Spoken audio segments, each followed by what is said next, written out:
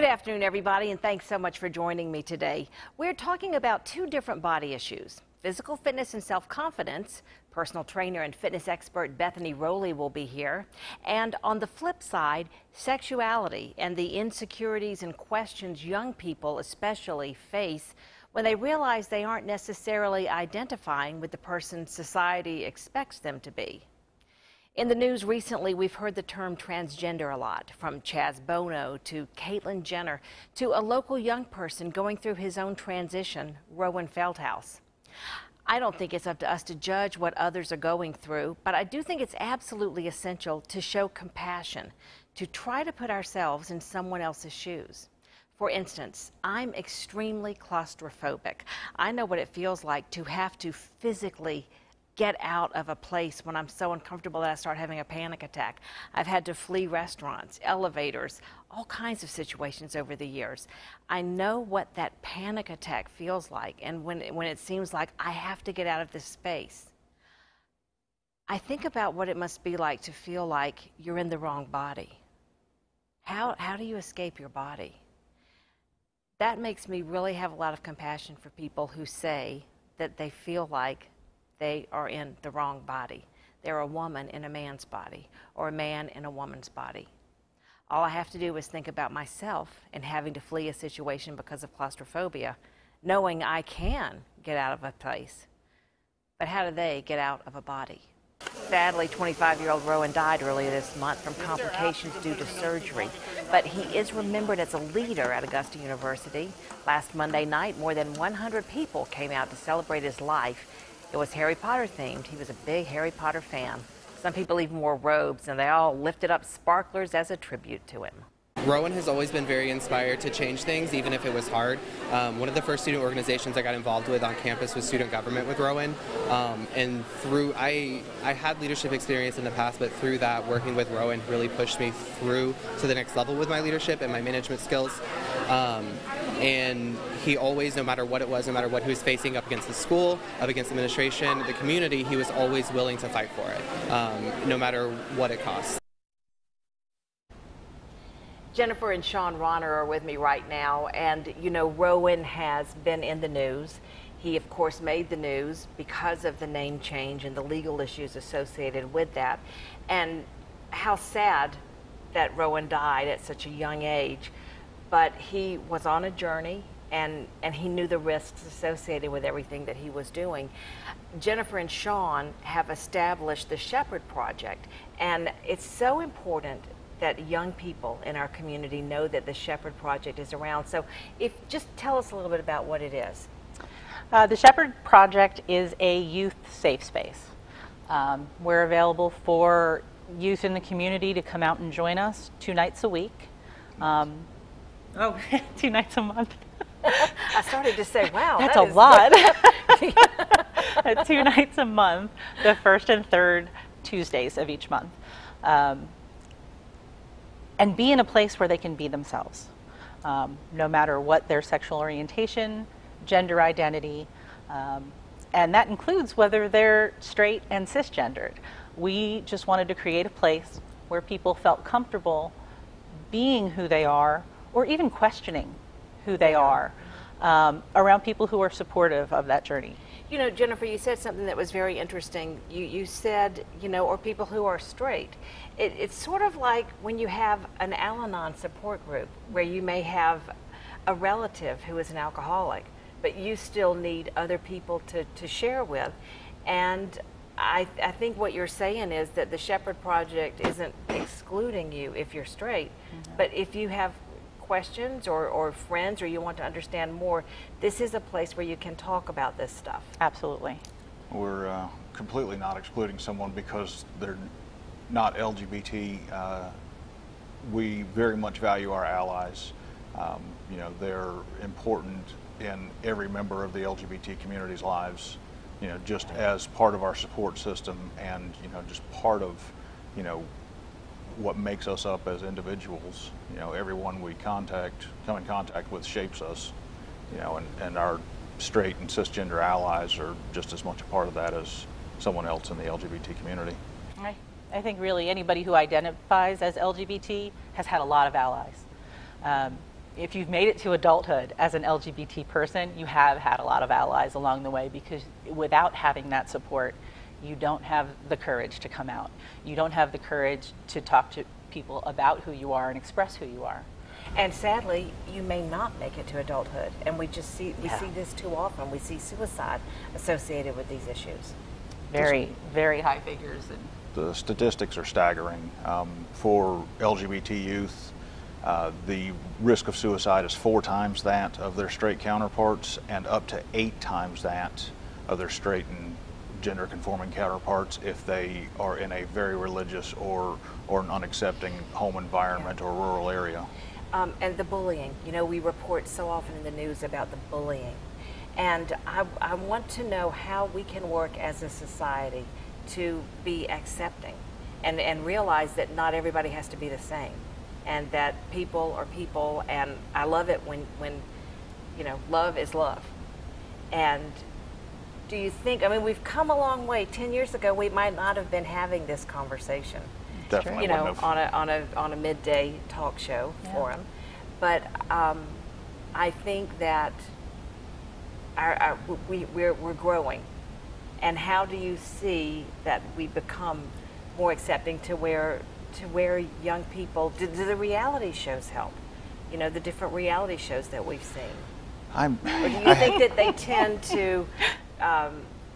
It depends on which ones you're talking about, really. Yeah. I'm not a big fan of most of the reality shows, but you know, the studies show that, you know, the way we overcome adversity is to put a face to things. You know, specifically, studies have shown that decreasing discrimination against the LGBTQ population is, you know, largely dependent on just getting to know people.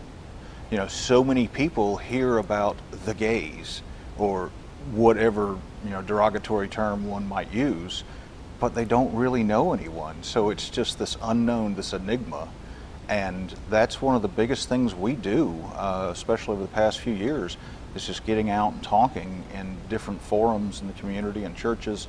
And oftentimes somebody sees, you know, me when I talk, and they realize, oh, Sean's not a straight guy, but you know, he's okay. I've seen him work. I've seen what he does. You know, this may not be such a bad thing. You know, so just getting, you know, to know people. Now, how involved are you with Augusta Pride? Do you have the support of Augusta Pride for what you do? Or are you two separate things? We are two separate things, but we certainly support what Pride does, and I believe Pride supports what we do too. Like I said, we haven't been around all that long. We started this in November. This is actually going to be our first Pride as a group, and we're really looking forward to it, to get out there a little bit more in the community and get the word out about what we're doing.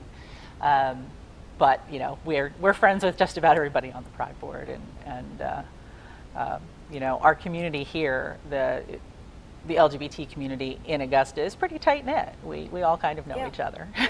So. Is there a particular age group that Shepard targets? Yeah, we're pretty much limiting ourselves to 14 to 18 years old, minus a day. Once someone reaches 18 years old, we ask that they become a mentor. And while we're not part of MCC Church, they're allowing us to meet there, and therefore we're following their policies for working with youth, and that includes having a background check once you're 18 and being vetted and whatnot. But they also want chaperones who are over the age of 25. So that's part of where we come in, but we really want 25 in a day, right, Jim? Yes, that's me. We really want more of the 18 to 25-year-olds, just because I'm 41. You know, if we get someone who's 18, 19, 20, they can connect with our high school kids a whole lot easier than I can. What is the best way for people to contact you? Our website, shepherdproject.org, or my phone number is on there. Also, we are on Facebook. We're starting to get Twitter and Snapchat accounts, but we're still working on that. Are you open to youth pastors, to school counselors, to anyone like that who needs to talk to you about issues they may be dealing with? Of course, even if someone just has questions because they don't understand, you know, what it means to be LGBTQ, I'm so glad that you all took the time to be here today, and I hope that we are opening a conversation that will continue in our community. And think about the young people who think it might be better to be dead than to face a future without allies. And then you think about how important the work you're doing is. Thank you, Jenny. Still ahead on Jenny, fitness is about the body, right? Meet an expert who says it's more than that. It's about your soul, your heart, and how confident you are in your skin. That's what is key to physical fitness. Bethany Rowley joins me after the break. Are your ruthless... Welcome back, everyone. Bethany Rowley is a fierce force in the world of fitness. The Evans mom has offered many different fitness classes over the last 11 years here in the Augusta area, and she has a large online following thanks to videos like this one, which she posts on her Confidently Fit and Fierce Fitness training pages on Facebook. Bethany, I love your website called Confidently Fit. Thank you. I love that. Thank you. And that, I guess fitness does make you confident. It does, and I believe that you have to be confident in your own skin first, because if we're not confident in our own bodies, we're often not confident in other areas of our life. It has to start within first. So I want people to be confident in body, but not just body. You got to be confident and fit in mind, body, and soul to be able to really go out there and get after life. Now, you didn't start out as a fitness expert. No, I did not. Tell us your history from, you got out of college and you went into teaching? Well, I was a preschool teacher. I was actually a stay-at-home mom who wanted something extra to do every now and then type thing. You know? So I needed some sanity in adult time. Yeah. So I decided to teach preschool. Kids could go with me, and it was, we had a little bit of a break from one another, but they were having fun and being with their kids. But it was never truly my calling, and I knew that because fitness was what changed my life.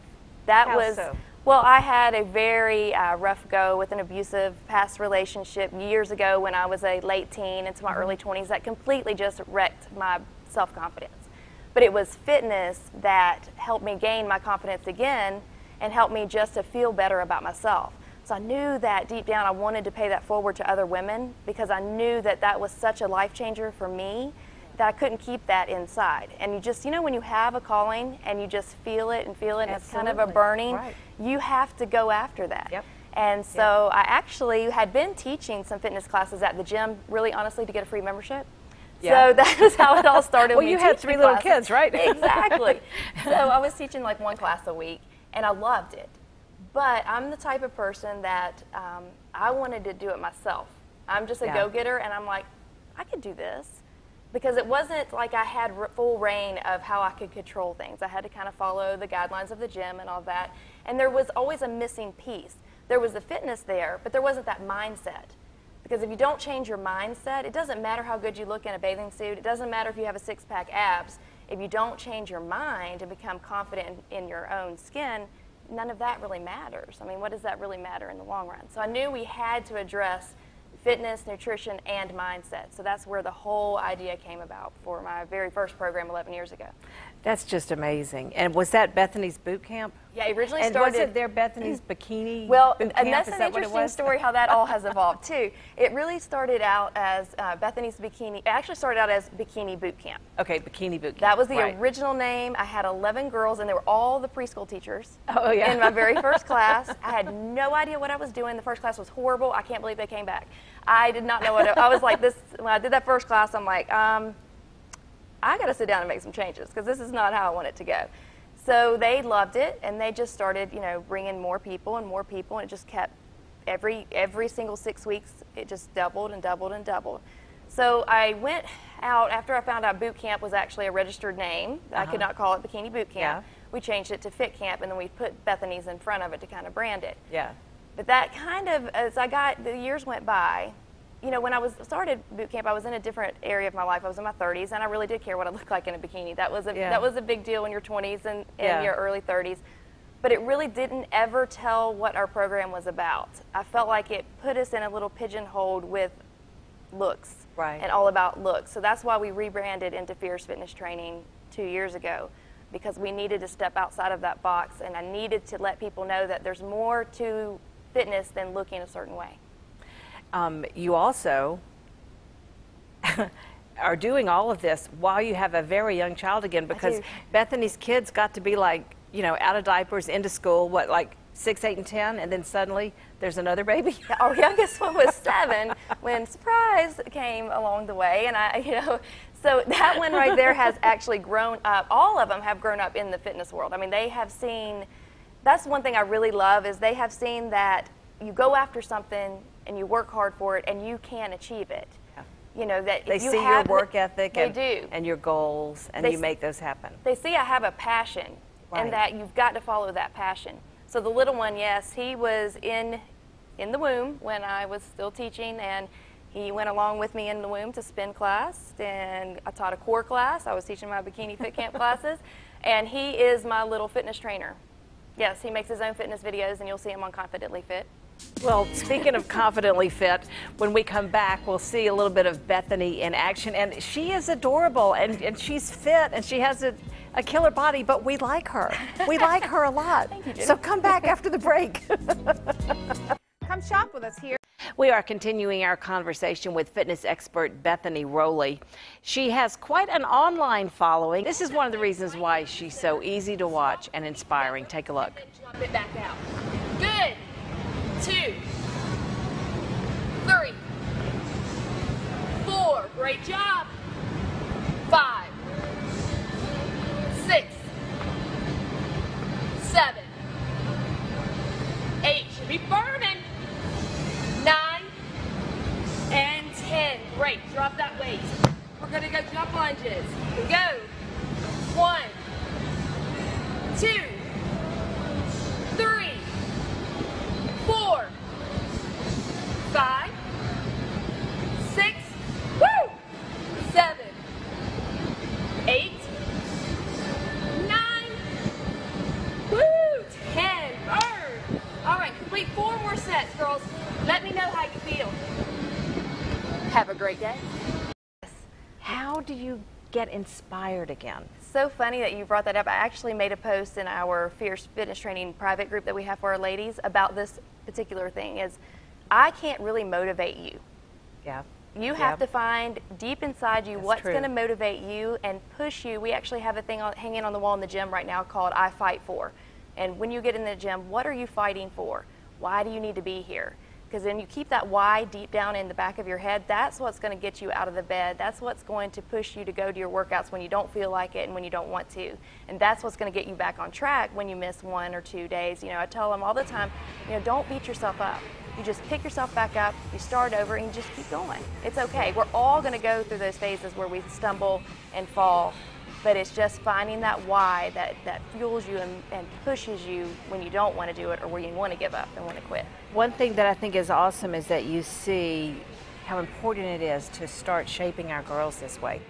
And you're doing something really neat this summer, the Teen Girl Empowerment Fit Camp. So tell us about that. I am so excited about this. This is something I've thought about for a long time, and I've been wanting to do it, but until I think I have my own teenage daughters, did I see it's so different than it was when we were teenagers. The things that they are bombarded with constantly. I mean, we're in the age of selfies, right? And those selfies that are posted online, they're never the original selfie. Sure. They're filtered. They're doctored. They're doctored, absolutely. So these girls see all this stuff on Instagram or Facebook, and they are trying to live up to a standard that doesn't even exist. Yep. You know, it's a mirage of something. It's not a true picture of what's out there. And then they hear from the media that they're supposed to look a certain way, or you know, they're not smart enough, they're not pretty enough, and so they're constantly having this into their life, and they've got to learn to celebrate diversity and celebrate their bodies and celebrate what they were given, because we're not all going to look the same way. Yeah. We're not going to all be, you know, that Victoria's Secret model that's a size 0. That's just, and it would be so boring if the world was like that too. So it's so important with these girls to get them to understand that they are not defined by a number on the scale. That does not define them, doesn't mean anything. We want them to understand that there's so much more to life and there's so much more to them than how they look, and want them to learn to be comfortable and confident in their skin, because life confidence starts with body confidence. Now, are you still accepting enrollment in this camp? We just opened up enrollment. Okay, it starts good. on June 5th, so yes. Great. And we've got your address and contact information on our website, so all I have to do is go to that, and you'll be easy to contact. Yes, People yes. can sign up for that. Now, you know, another thing that sort of goes along with what you were saying, you told me in your gym you don't have mirrors. No. And there's a reason. Yes, we do not have mirrors in the gym, and we have an all-female staff with our women. Because so many women, this is the reason why, one of the biggest reasons why I created my program years ago was so many people are intimidated by the gym. Yeah. They're really afraid Absolutely. to get into the gym. They compare themselves to everybody that they see. So if you're in a group fitness class and you're standing in the group fitness class and there's a big mirror wall, most of those women are looking at someone else or themselves, and they're comparing themselves to the lady in front of them, or they're judging themselves and saying, well, I can't keep up like so-and-so, so I must be, you know, I just can't do this. It's such a discourager for a lot of women, so we just don't put them in there. Good luck with the girls' Thank you. fitness this summer. I Thank think you that's so a really much. wonderful thing to do. Thank As you. the mother of two young women now myself, Yeah, and we I know want- the struggles they've faced. Absolutely. We want them to start to learn to love fitness now, Yeah, to take care of their bodies, not to Now. punish their bodies, just to love their bodies. love it. Yeah. All right, Thank thanks you. a lot, Bethany. Thank you. We'll be right back. This half hour just flew by. I hope you'll think of Jennifer and Sean's group, the Shepard Project, if you know a young person who is LGBTQ or who is trying to understand more about what it means. And thanks to Bethany Rowley for her time today. Catch past segments on WJBF.com. Just click the Jennie link. Have a wonderful afternoon, everyone. I'll see you next Tuesday at 12:30 for Jennie.